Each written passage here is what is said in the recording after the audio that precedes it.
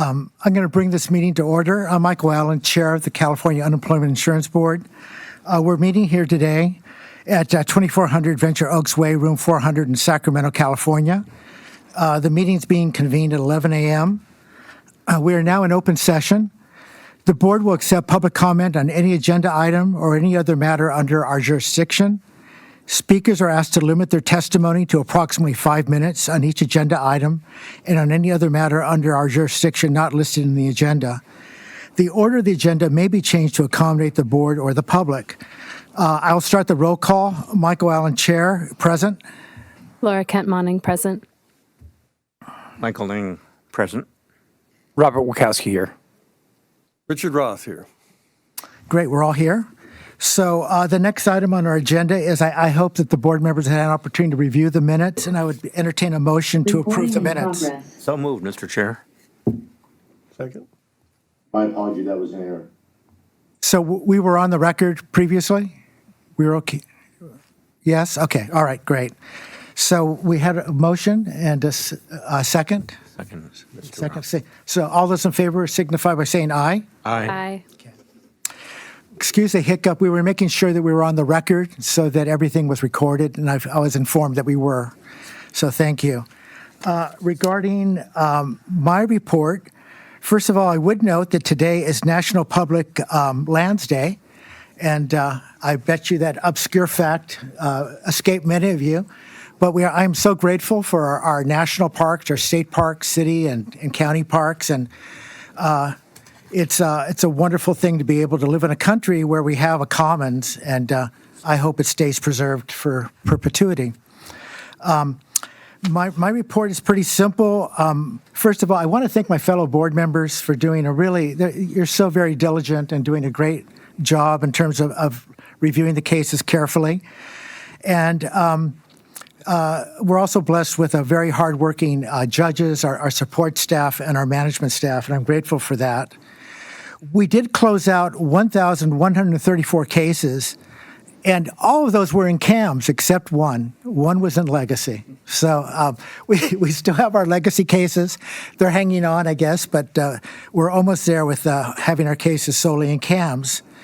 And so really what I'll do at this point is I'll turn to my board members and our vice chair to begin with their reports. Thank you. I have a brief report this month. I just had the good fortune yesterday to observe 2 hearings in the Sacramento Office of Appeal. And I wanted to thank Administrative Law Judge Freeborn, who conducted the hearings, and Supervising Administrative Law Judge Miles. They both did a lot of organizing of schedules to make it so that I could observe those hearings. And it was just such a great learning experience. You know, we listened to a lot of recordings in our daily work, but nothing really compares to seeing the real hearing, seeing the parties, now seeing how CAMs work with all the tech and multiple monitors to review evidence. And it was just a really great experience. So I wanted to thank them for their work in allowing me to do that. That's great. Member Ng. Thank you, Mr. Chair. I'm nothing to report other than to add my voice to appreciation that you in the past have done for everyone that make our job so pleasant to administer and to have a working environment that is so pleasurable. Thank you. Thank you. We're a team here for working for the people of California, and we're grateful for that. Member Wachowski. I have no report this month. Member Roth. Nothing to report, Mr. Chair. Thank you. Okay, we're getting along swimmingly here. We're moving forward. So the next item on our agenda would be public comment. Is there any public comment for today? I have no hands raised for public comment at this time. Okay. So without public comment, we'll move to our next item on the agenda, which is the report from Michael Kutry, our Chief ALJ and Executive Director. He'll do an update on the state of the agency and field workload. Good morning. Thank you, Chair Allen and board members. I just want to make sure that my audio is clear for everyone who's in the room. Quite clear. I see thumbs up. We're good. Thank you.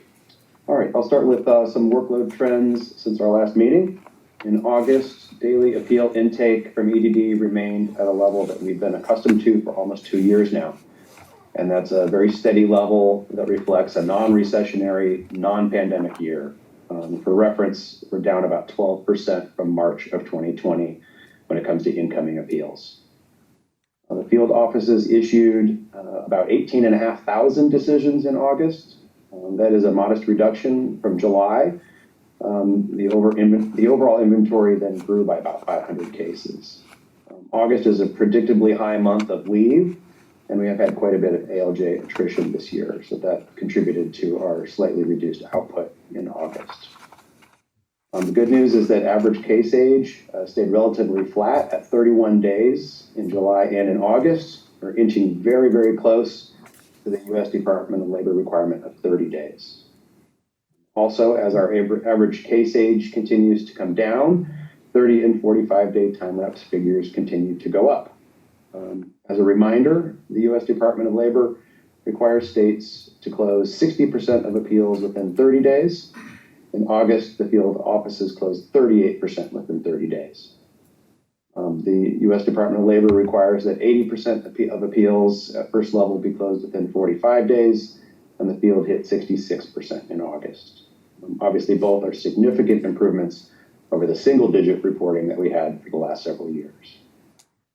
And to further match the capacity of the field offices to their workload, over 2,800 cases were moved among field offices in August. Again, that is done virtually and nearly instantly in the CAMS platform. I do not have any new security issues to report, so I would like to end on a congratulatory note. Our supervising judge, Stephen Tyler, from the Inland Office of Appeals, will be retiring, and this will be his last month in the office there. Judge Tyler joined CUIAB 23 years ago as an ALJ. He served as the acting chief ALJ in 2008 and 2009, and has been the Inland Office supervising judge for the past 11 years. Stephen is very well known to his office and his colleagues for his patience, his kindness, and his collegiality, and his unmistakable baritone voice, of course. Having worked very closely as a colleague for more than a decade with Judge Tyler, I would like to personally thank him for his steady support and leadership and his many contributions to the agency, and congratulate him on his well-deserved retirement. That concludes my report, and I'm happy to take any questions you may have. I'm sure the board joins in congratulating Judge Tyler, and everyone here knows my attitude toward retirement, but it is for some people, and I suppose it will be enjoyed.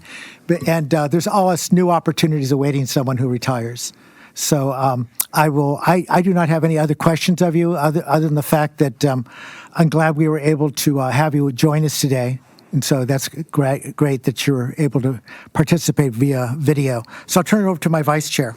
No questions. Thank you for the detailed report. Member Eng. Yes, Chief Guthrie, your presence is greatly missed.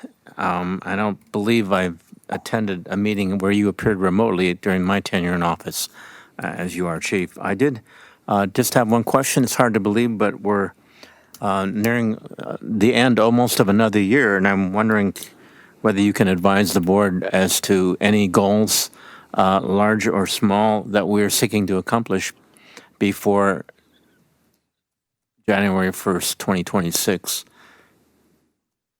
Two significant goals come to mind. One is the timeliness that I report on every month. We're making steady and significant progress towards those goals.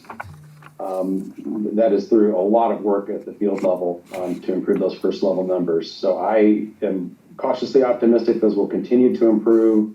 Of course, the end of the Department of Labor measurement year is in March, and not actually the calendar year. So we have a little bit of run up to that. And the second will be, of course, and Mr. Comfort will talk to that a little bit soon, is that we are preparing to roll the Office of Tax Petitions into CAMS. So that is a huge effort, primarily by our IT team, but also by all of our subject matter experts to get that going as well. If we can do both of those things by the end of the calendar year and the DOL measurement year, I will be very happy with those accomplishments. But as close as we can get will also suffice. Thank you. Member Wojtkowski. I have no questions. Member Roth. Chair, let me just say, amazing report, Mr. Chief. Thank you, Mr. Chair. One small question I have, and probably is an obvious thing, but you mentioned that we have more retirements in the month of August. Is that tied somehow to the budget, or what? How does that work? Why do we have more people leaving in August? We actually have more leave taken in August. Oh, leaves. I don't believe that we had a significant spike in retirements in August. Okay. Although we have had a significant amount of attrition throughout this calendar year. Okay. I got confused when you said leaves. I thought you meant people actually leaving as opposed to going on vacation, which is obvious for August. Okay. Thank you. I'm sorry if I was unclear. No, that's great. So with that clarification, we'll move it on to we have our supervising administrative law judge for appellate operations, Judge Bach, and she'll give an update on the state of the appellate workload. Thank you. Good morning. So I will try to be brief because I understand we have financial report this morning. Okay, so in order to meet our Department of Labor numbers, we are to close 50% at second level review. We're to close 50% of our cases within 45 days and 80% of our cases within 75 days. For the month of August, we closed 45.5% of our cases within 45 days and 97.1% of our cases within 75 days. So pretty close to the target. As you can see, the 75-day mark is still way above the target. The other target that we need to the Department of Labor finds that we have a case aging of 40 days or less is their goal, and our case aging at the end of August was 36.6, so well under the goal, and so that's positive. I'd also like to congratulate SALJ Tyler. He's been really fabulous to work with all these years, and I'm going to miss him terribly. And with that, any questions?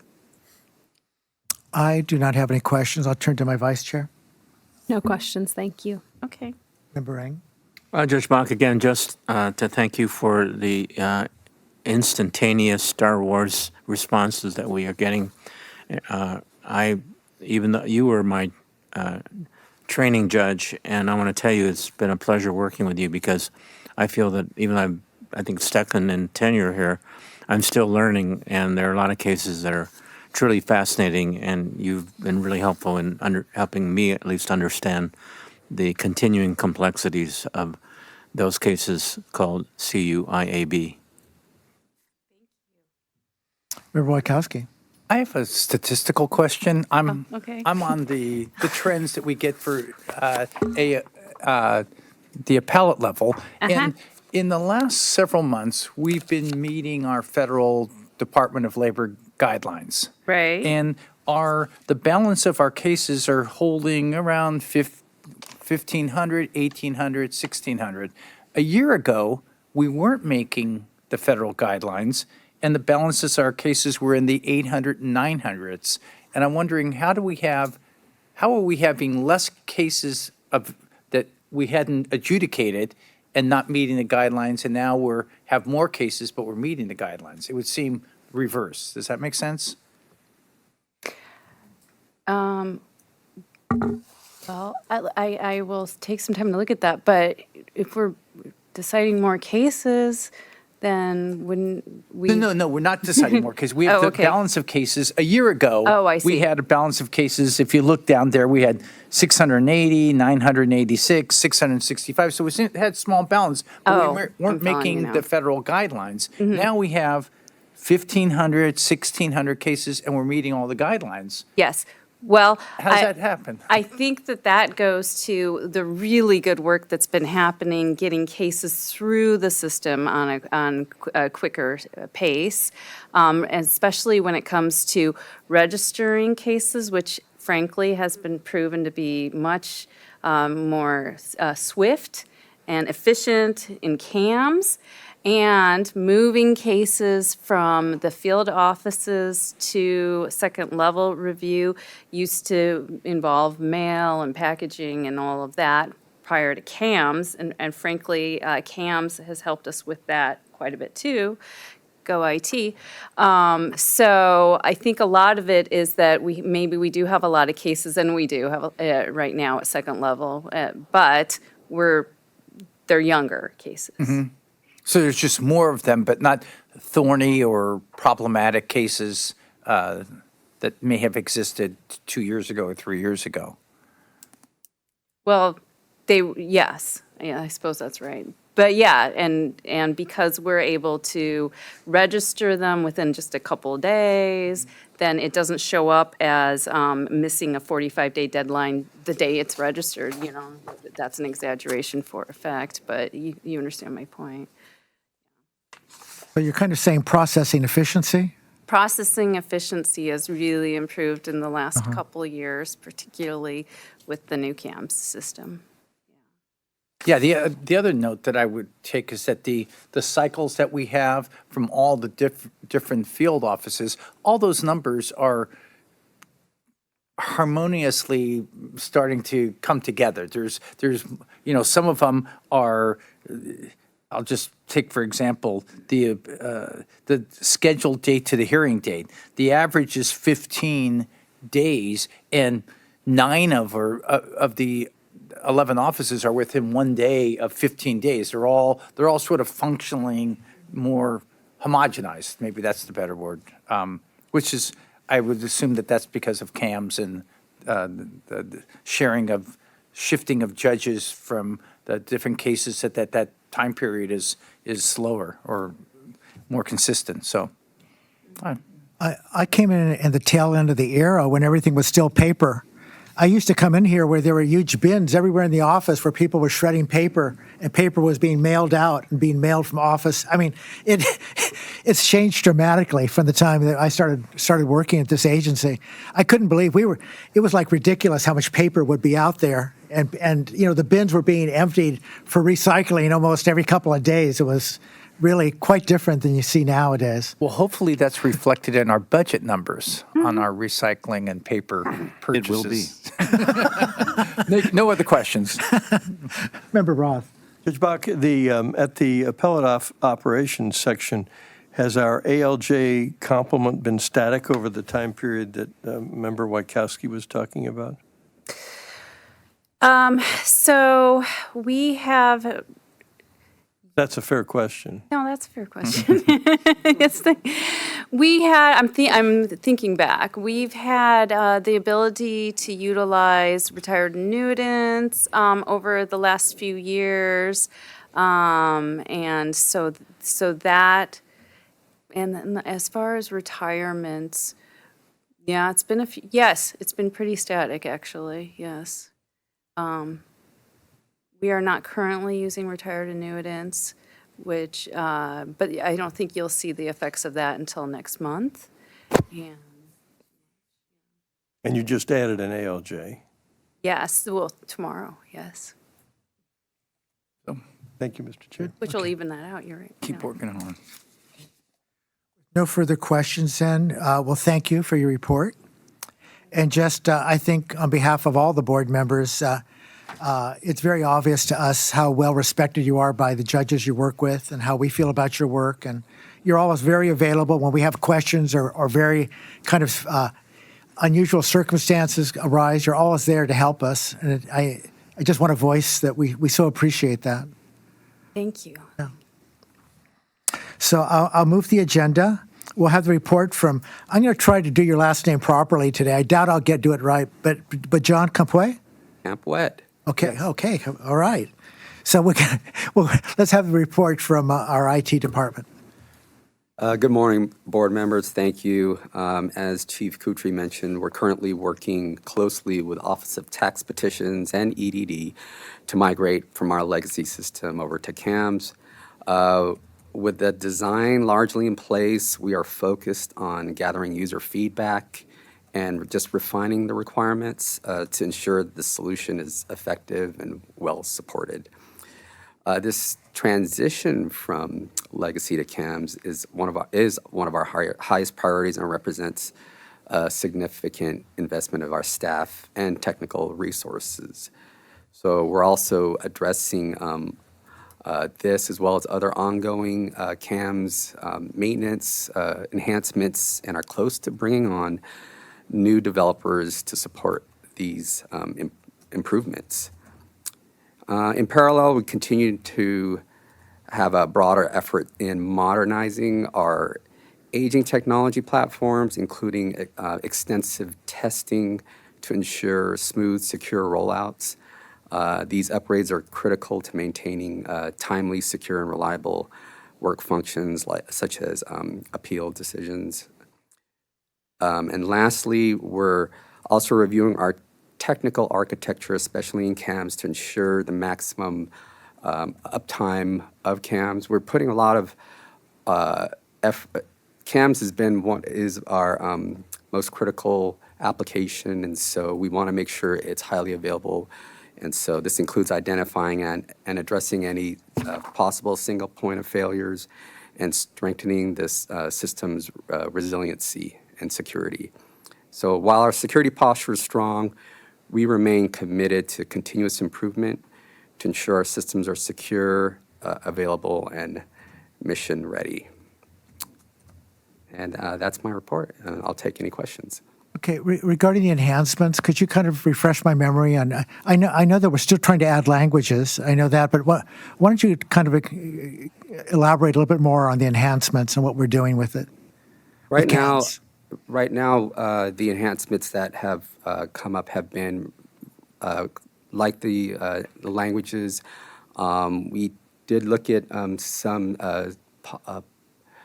enhancements maybe in the scheduling, and I didn't. And Chief Coutry, if there's other areas that we do have a committee that looks at prioritizing all these enhancements. Right now, we're putting all our efforts into the Office of Tax Petitions. And I don't know if there are other ones that we wanted to present. Yeah, I can address that. So I lead a group that meets biweekly to monitor the progress right now of OTP and CAMS, as well as to prioritize the remaining enhancements that are on our list. And with a system like CAMS, that's not a static list. So something like languages is on it because we have a lot of work to do there, and it's on it regularly. But we also have user feedback that has other items in it. Scheduling at field level is a huge one. So that's a perfect example. But we also are juggling about a dozen other possible enhancements right now, with a lot more on our wish list as well. Thank you. You're welcome. Vice Chair? I guess just to follow up on that, one brief question. I know there's a long list, and is there kind of an ongoing effort to solicit input from users of CAMS now that people have been using it for, months and months, or is it more that you don't want that influx yet, or is, what's the ideal way of kind of sharing that feedback as people continue to use CAMS? Multiple ways. We do get user feedback. We also look at our current systems to make sure that we can continue to provide timely decisions. So it really is prioritizing. Some of the enhancements, I believe, may have come from feedback, user feedback, but it really is making sure first that we have applications that have. One of them is we may have some. We're still working on some of the issues and bugs from the previous deployment, but we do get user feedback regularly. And what is the means through which you get that? Is it IT help desk tickets, or is it emails, or how are people giving the feedback on things that they think need to be improved? I do know that some of the feedback goes through some of the judges, and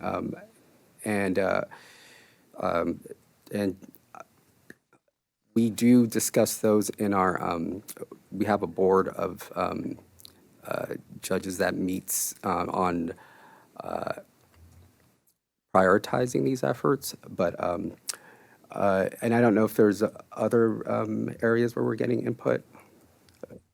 Yeah, so the source of a lot of those enhancements or bug fixes comes from the field. So, for example, we had our subject matter experts, our trainers in CAMS, go back out to all of the field offices and extensively interview staff on their CAMS use.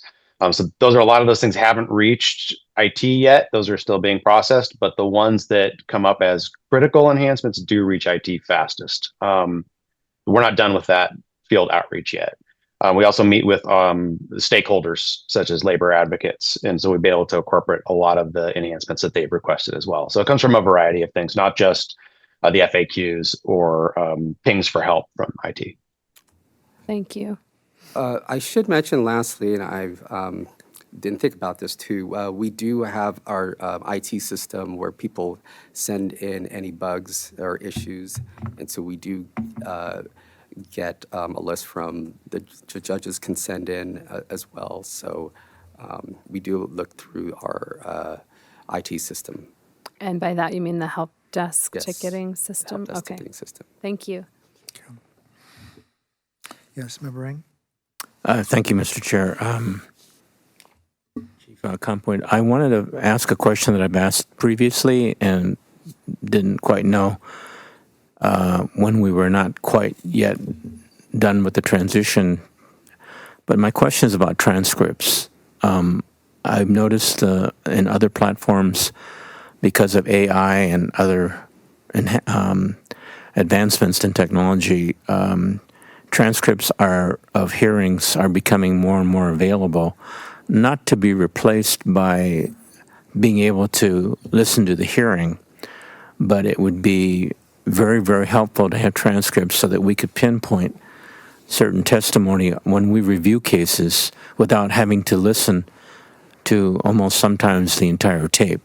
Is there any thought to planning for that day, which is not yet here, but to looking at the various technologies that are available, perhaps to anticipate a budget and maybe a goal that perhaps by the end of the year we could have transcripts on certain hearings, not necessarily all?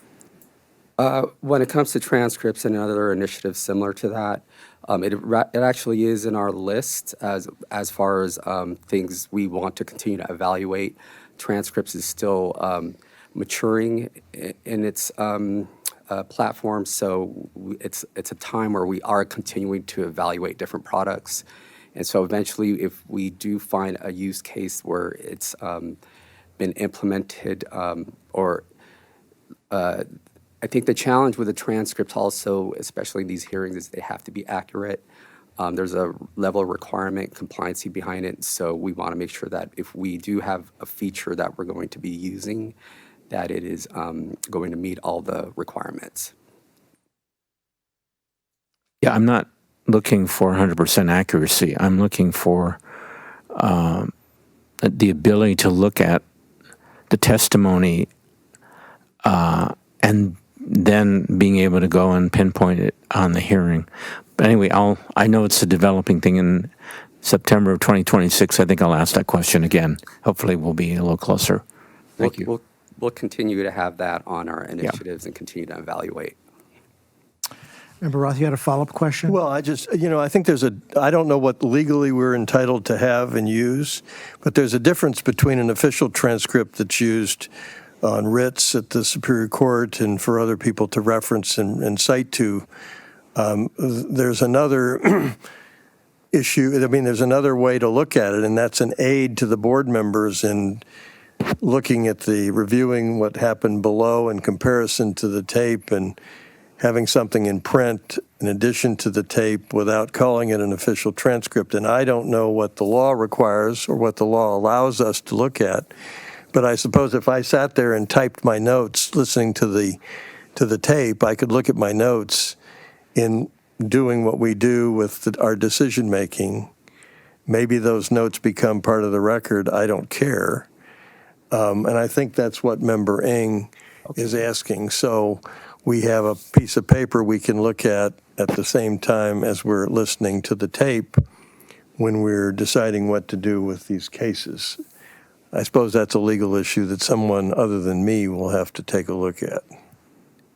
Does that make sense, Yes, so for clarification, one is to help you, board members, especially in reviewing cases, so you can see maybe some of the transcripts in these hearings, but and then another one would be an official one that had to be more past legal requirements. Right. The official one currently would be the tape of the hearing that has to be legible, which would be in the record.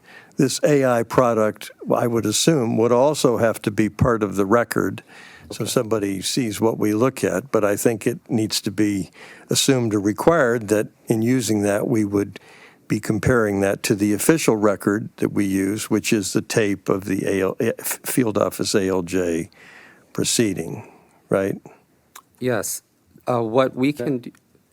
You mansplained it perfectly. Sorry. Yes, that's true. Remembering. I think that's what you were looking at, right? Absolutely. Yes. That's perfect. So what I'll do is evaluate this type of requirement, which is more just for the board members itself, and then speak with legal as far as what the legal requirements is. We are evaluating different products as well, and so this is something that I'll have to get back to you on. But I will add in there the clarification for the new requirement. Member Wachowski? I have an imperfect question to ask. It's a couple of months ago, I asked about the tax rulings. There's a trend, and I brought up 500 cases that were decided. In the last couple of months, we've had 386 tax rulings done, 531 tax rulings run, and 346. We've had like more than 1,700 tax rulings in the last 4 months, and normally we do like 1,100 a year. So my question is that as we're transitioning to CAMS, are those numbers up because of the transition to CAMS, that they were easier to make the rulings, or knowing that we're transitioning to CAMS, the judges got the rulings out of the way before they went into CAMS? I don't think IT will know the answer to that. I think we touched on this, that about half of them are already in CAM. So they're not tax audit type cases. They're UI type rulings. The others are still sitting with the Office of Tax Petitions and have yet to be migrated into CAMS. So the progress of those two workloads is proceeding totally independent of CAMS. The subject matter experts that I referred to earlier will decide when those get merged all into CAMS based on the progress of that work group. So it's independent of CAMS, basically. Thank you. Thank you. No other questions? I got my one tax question in. I'm done. Have another question? Well, Mr. Chair, go. I have a comment. Is it possible, if there's a working committee that's prioritizing what you're doing, it'd be good if that could be shared with the board so we kind of know what the priorities are as to what you're working on? I think that'd be helpful. Okay. Yes. Mr. Chair, just one quick one. Maybe the chief answered it. I was going to ask if this migration of the tax work to CAMS is going to change the composition of the cases we see. Is that a fair question? You have some tax cases already in your inventory, and those are still in legacy. So to the extent we can migrate them, you'll see them only in CAMS going forward. Once that happens, in terms of the volume, you probably will see an increase in tax board appeals over the course of the next year. Thank you. Thank you, Mr. Chair. And just one further thought, when you do provide the list to the board members, I'm just saying this in public, if you have comments regarding that, it should be brought here with the board. We don't want, with Bagley Keene, if we start typing in things, questions, and it looks like we're having a conference online, then we get in trouble with Bagley Keene. So any questions can be done individually, but then done here in public as well. Okay? Agreed. I think we've ready to move on.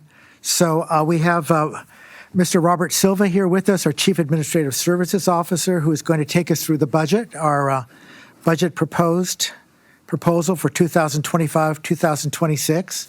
So I'll ask you to lead on, McDuff. Thank you very much. I don't have any items to report other than the budget, so I'm going to go ahead and begin. Just give me one moment to open up the screen.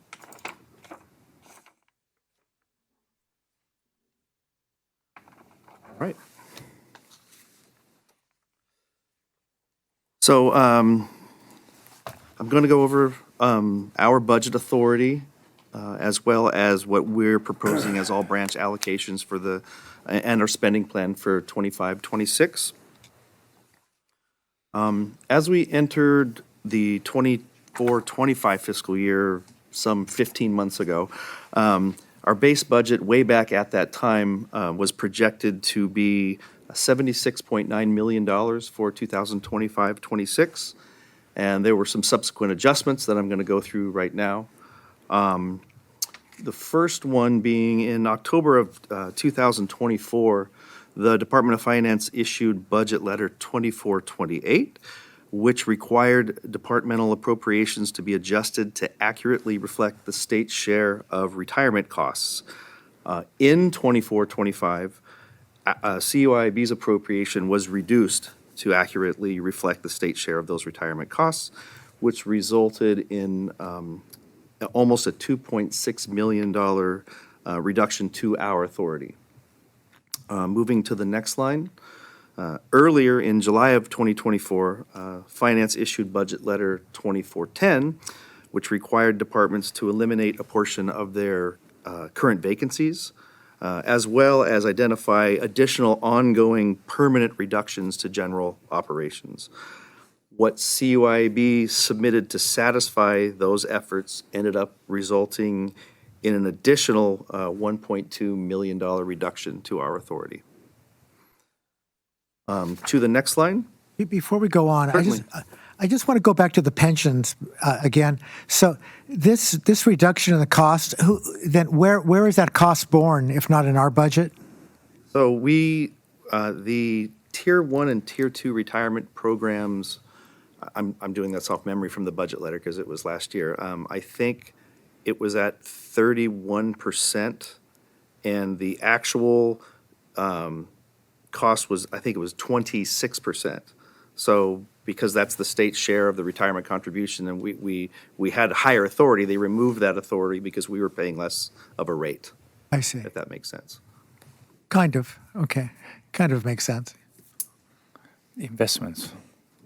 So I'm sorry to interrupt you, but we'll feel free to ask questions as we go through it. Feel free. So, okay. On the next line, effective July 1st of 2024, at the beginning of the 24-25 fiscal year, case union bargaining unit 2, the employees in that union that were at the maximum salary range received a 4.5% special salary adjustment. Also, members of SEIU, bargaining units 1 and 4, as well as exempt and included, received a 3% general salary increase. And then, in addition to that, employees in the class of legal support supervisor, which we have a number of them, received a special salary adjustment of 5%. So collectively, those pay increases augmented our budget authority by $2.1 million. Moving into 2025-26, we had some funding for disaster unemployment assistance for the winter storms in San Diego as well as the Los Angeles fires. As we moved into this fiscal year, any unspent funding was removed from our authority, so that is a reduction of almost $17,000, an admittedly small reduction. The next line item, effective this July 2025, members of both SEIU and CASE, as well as exempt and excluded employees, received a 3% general salary increase. So this estimated increase to our authority for these pay increases is just shy of $1.3 million. But some people give and some people take away. So finally, in response to the state's budget deficit, CalHR implemented the personal leave program for 2025. So depending on the bargaining unit, this resulted in either a 3% or 4.62% reduction in pay for employees in 25-26. So this estimated decrease to our budget authority is $1.7 million. Collectively, all of these changes place our 25-26 budget allocation at about $74.7 million. This slide I'm going to quickly go over some larger ticket expenditure highlights that we're proposing for 25-26. On the first line, using our staffing level, as of June 30th, 2025, as a starting point, the proposed spending plan for 25-26 includes salaries for an additional 32 positions above and beyond what we had as of June 30th, and that equates to $3.1 million. Some of these positions, some are IT positions, some are field support positions, and they're already in motion. The majority of the requests are placeholder requests for additional support staff and some geographic ALJ positions. But as we've talked about, with our ability to move workload within CAMS, we're going to continue to monitor the incoming workload and the success with our backlog reductions, and all of that will drive decisions this fiscal year as to if or when we'll pursue those additional positions. The next line item, $157,000, represents a number of upgrade requests, facility upgrade requests for our Sacramento, Pasadena, and San Jose offices of appeals, most of which are modular systems, furniture reconfigurations, and upgrades. The next line item is 3 separate software requests by our IT branch, totaling $120,000. This includes an indexing program for CAMS, a dictation software replacement for our current system that is being retired by the manufacturer this year, and some additional security for our public portal. Before you go on for the dictation transcription, are you talking about the actual recording devices for the hearings? Yes. Yes, okay.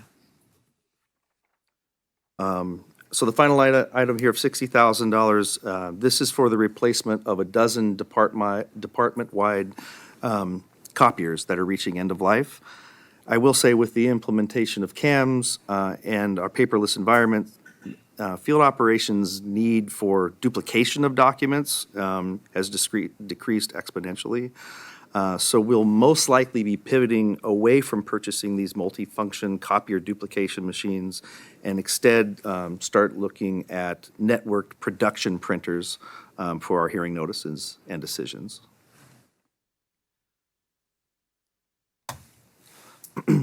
So the next 3 slides, I'm going to go over some of our operating expenses and equipment budget line items.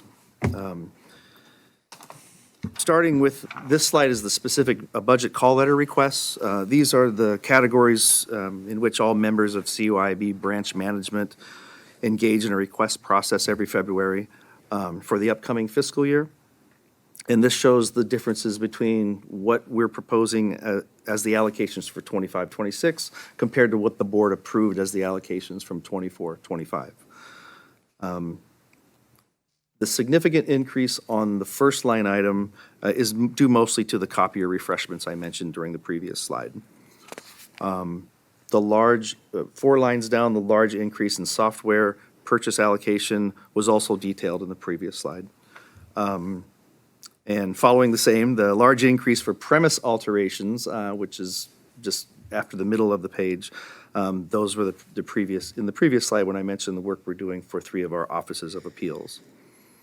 Following that line on training, we typically ramp up training when workload is waning, which it has been, so that we're better prepared when the workload pendulum swings the other way eventually. This is why you're seeing an uptick in training allocation. Overall, you see a small 8% increase for approved branch budget call letter requests over last fiscal year, and the driving force behind that being the software and premise alteration requests that I discussed. Excuse me. In the next slide, these are the ongoing costs that make up the majority of our OE&E budget. As you can see at the bottom of the slide, there's just a very small overall decrease between the fiscal years of 2%, but I would like to address some of the line items here. The first 3 lines of this slide, which is postage, office supplies, and interpreter services, they historically trend up or down with our workload. Last fiscal year, we expended right at the allocation levels for both postage and interpreters. So we would like to carry over those 2 allocations into 25-26. with the understanding that we could see a surplus in both of those categories if workload continues to be at a lower level than it was last fiscal year. With regard to supplies on line 2, in 24-25, we experienced the second consecutive fiscal year of substantial decreased spending. From an allocation of nearly $300,000 in 23-24, we only expended $119,000 last fiscal year, which is the allocation we're proposing to carry into 25-26. The main factor for the substantial decrease has been the implementation of the paperless environment in the CAMS caseload system. There is, on the next line, there's a reduction in our travel allocation, and this has been the trend ever since 2020 with the pandemic. We spend less on travel because our ALJs are conducting so many hearings telephonically rather than traveling to hearing outstations. And also the vast majority of our satellite hearing outstations have been closed over the last 3 years. Toward the bottom of the slide, you will see a 27% proposed allocation increase for attorney general services and court costs.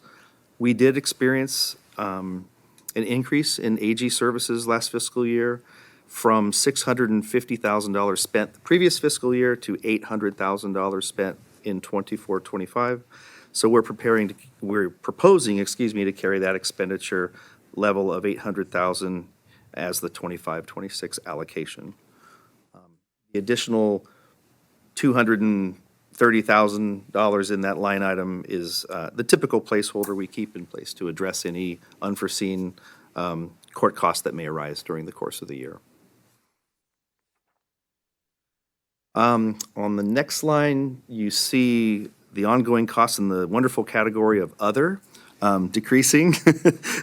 This has been the trend over the last 2 fiscal years. What really drives this expense code is where we're charged for on-site confidential destruction, which the chair alluded to earlier, as well as storage and destruction of our closed case paper files while we wait for the statute of limitations to expire pending litigation. With the move into CAMS, that's obviously resulted in a significant decrease in these services. So we're down to minimal spending in this category. And then finally, there's a decrease in lease costs of 5%. We are experiencing general lease cost reductions across the board in our field offices. But about half of this $400,000 change between fiscal years is attributable to the recent closure of the San Bernardino and Visalia hearing outstations. Overall, you see that we're proposing to have a similar allocation in 25-26 with only a 2% reduction. And then the overall OE&E, we're essentially proposing an allocation almost exactly the same as in the previous fiscal year. Moving on to the personnel side of things. So with regard to our personal services budget, last fiscal year, the board approved a budget of 444.5 positions and $49.3 million in salaries. For 25-26, based on the call letter requests from the CUIAB branch managers, we are proposing a budget of only 384.5 positions and $42.8 million in salaries. It's been reported during recent board meetings that we continue to reduce our backlog and overall balance of open cases. As we entered the 24-25 fiscal year, our open balance for all programs was 82,670 cases. As we entered the current fiscal year, the open balance was down to 39,372 cases. So after heavy recruiting in both 2022 and 2023, and all the advancements we've had from CAMS, we currently find ourselves in the position where we need our staffing to align with those decreases in the incoming workload in the backlog. On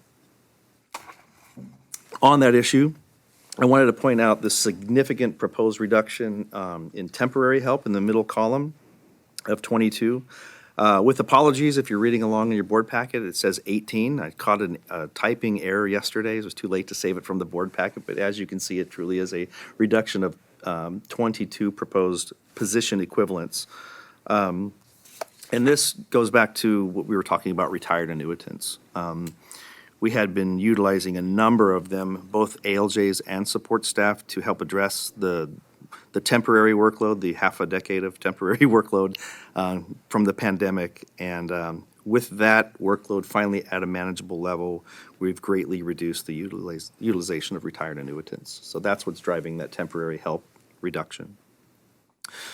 So barring an impactful economic event this fiscal year, we feel the proposed allocation of 384.5 positions is appropriate for our current workload environment. And I also want to remind the board that these 384 positions, they include the previous mentioned allowance of 32 positions above and beyond what we had as of June 30th. So we're not even close to this 384 as we sit here today. And again, we're going to continue to analyze these monthly for necessity to fill the positions. Moving to overtime.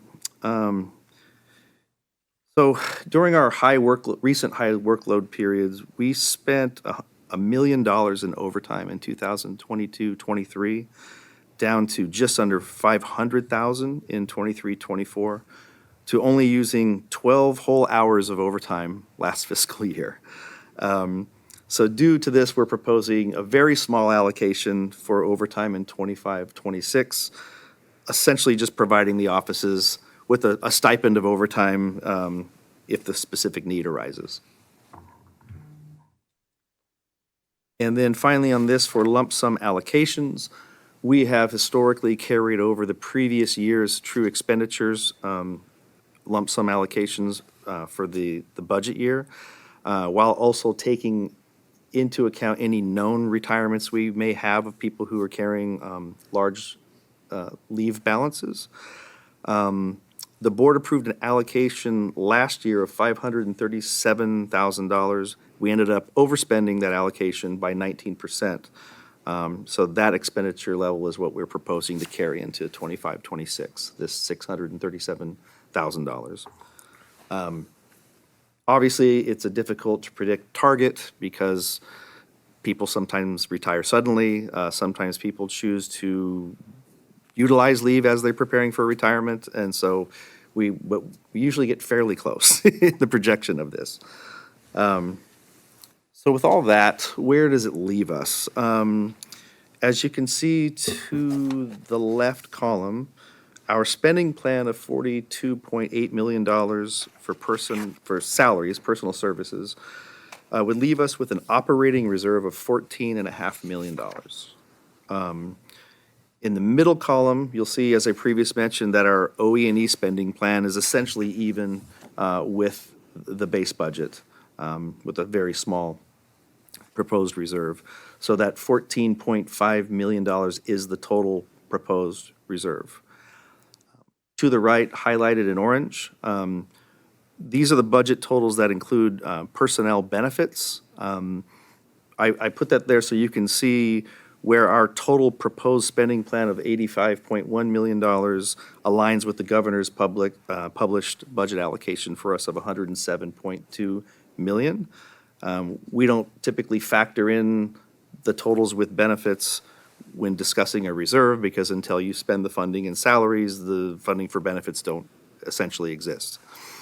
So with that, I think it's fair to state that the projected stability of our economy and labor market is dubious, to be kind.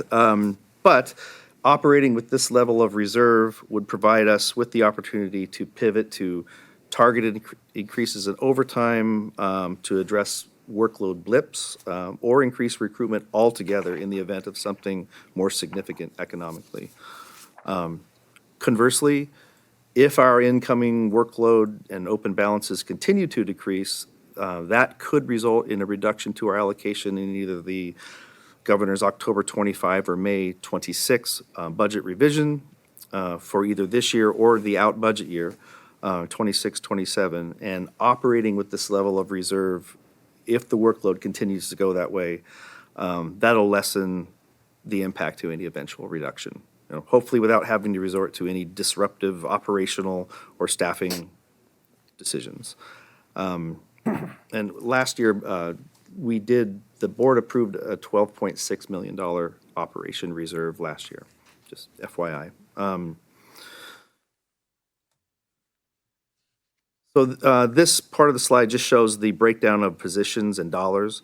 Obviously, with the reduction in temp help, the vast majority of our positions are in the permanent category, and with the significant reduction in overtime, that's the equivalent of less than 0.1% of our total position equivalents. And then, as you can see to the right with dollars, it's just under a 3/4 to 1/4 split between salaries and operating expenses.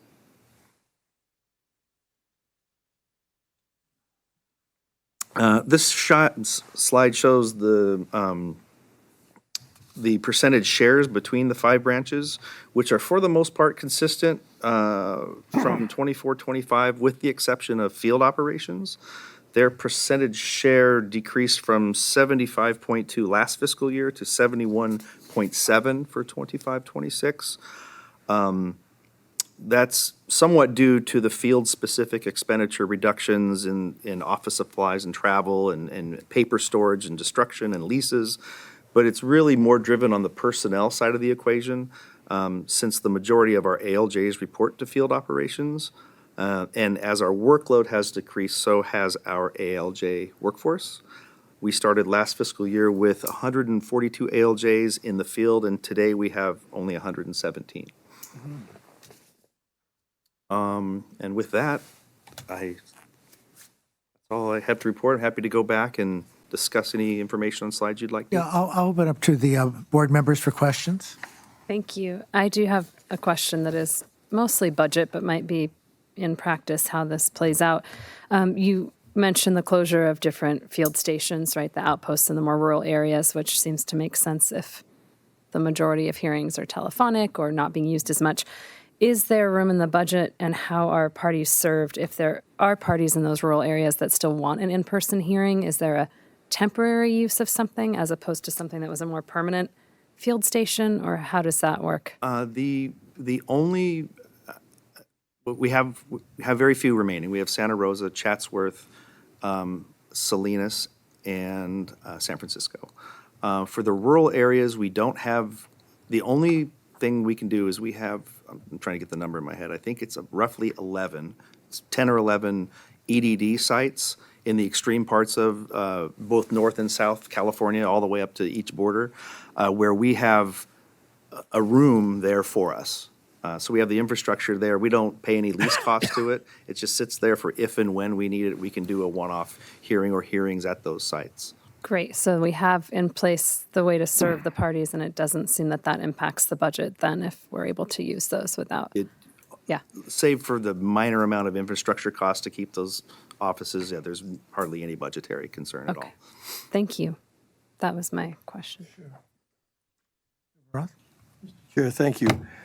With respect to AG services and court costs, a 27% increase from last budget year to this one in terms of the request, is that attributable to services provided that are associated with appeals of our decisions, or does it also include civil litigation?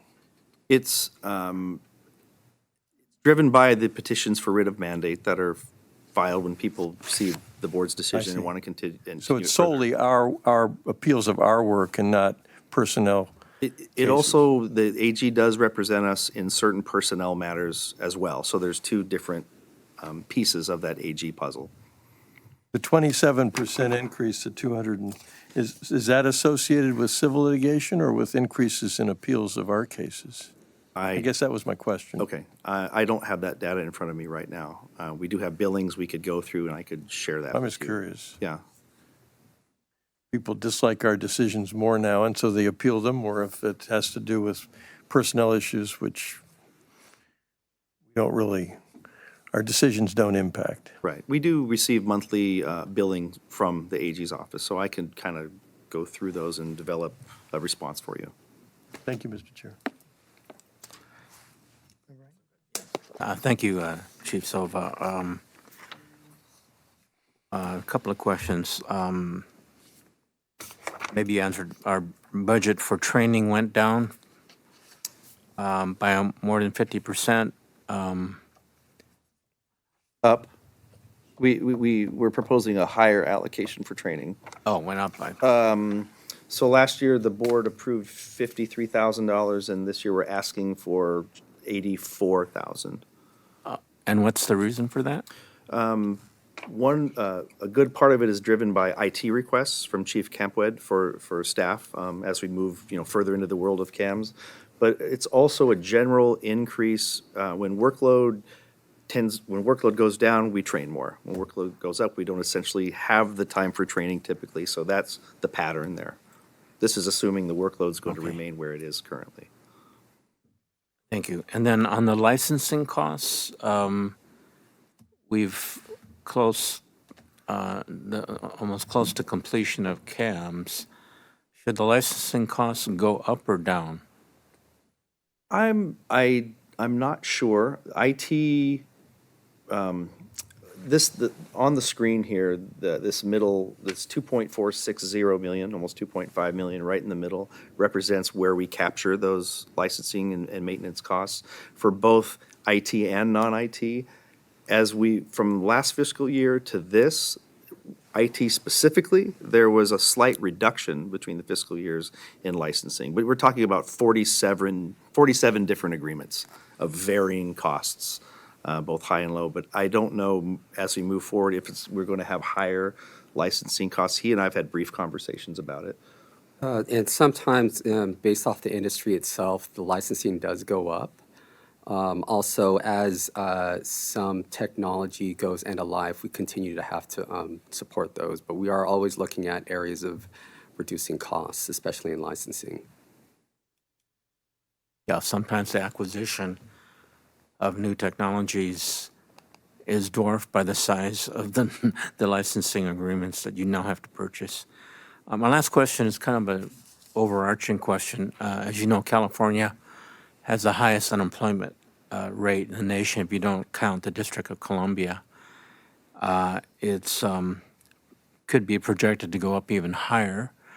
And my question relates to assuming that there was a correlation between our unemployment rate increasing and the number of unemployment insurance claims increasing. What is our ability to plan for that eventuality, and what is what type of contingencies are we looking at in terms of the budget? Well, again, this is assuming there's not going to be a significant change in the upcoming October revise for us. This operational budget proposal of having a $14+ million reserve really gives us the opportunity to react quickly if we need to.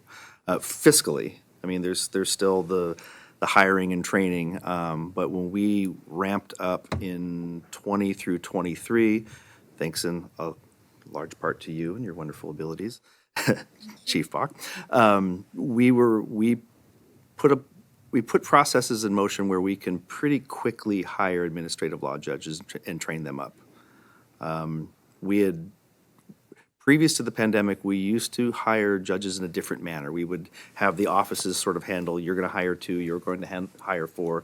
We've centralized it so we can do it faster and get the training done faster. So we could ramp up quickly if need be. So based on your current projection and comfort level, should there be that increase, you feel we've adequately planned for that? Absolutely. Yeah. We've added, All right. Fiscally, we're planning for it. It's right there on paper. As far as behind the scenes, absolutely.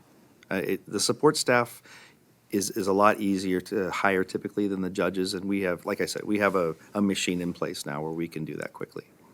Okay, good to hear. I think given the Great Recession and then the pandemic, this organization has had a lot of experience in being able to be flexible and staff up if we need to be. Because we've had 2 major events in the last 2 decades. So, Roykowski? Just one quick one, Mr. Chair. Do you anticipate, given the current economic situation, further adjustments in the budget as we move through the fall? And if so, do you anticipate the budget reserve that you've wisely built into the board's budget to be adjusted downward? CUIB hasn't had a same fiscal year allocation reduction due to the October revise in about 3 or 4 fiscal years. If that were to happen a month from now, it doesn't look like it's going to, but I'm not sure. Yeah, we have that built in to deal with that.